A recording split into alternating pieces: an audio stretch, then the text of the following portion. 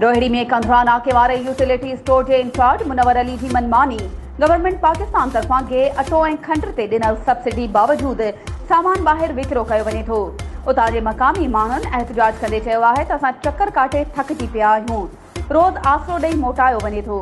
माण्हुनि जी शिकायतुनि ते human rights forum of Pakistan Sukkur ऐं रोहिड़ी जी टीम पहुती यूटिलिटी इंचार्ज खां मौक़ुफ़ वठण जी कोशिश कई, पर इंचार्ज मुनवर अली धमकियूं ॾियण शुरू कयूं ऐं ह्यूमन राइट्स टीम खे धिका ॾिना, जंहिं ते ह्यूमन राइट्स फोरम ऐं मक़ामी माण्हुनि भरपूर एहतजाज कंदे चयो त मुनवर अली खे स्टोर तां हटाए को ईमानदार माण्हू मुक़ररु कयो वञे, जेको गवर्नमेंट ऑफ पाकिस्तान खां मिलियल पैकेज जो अवाम खे रिलीफ ॾेई सघे।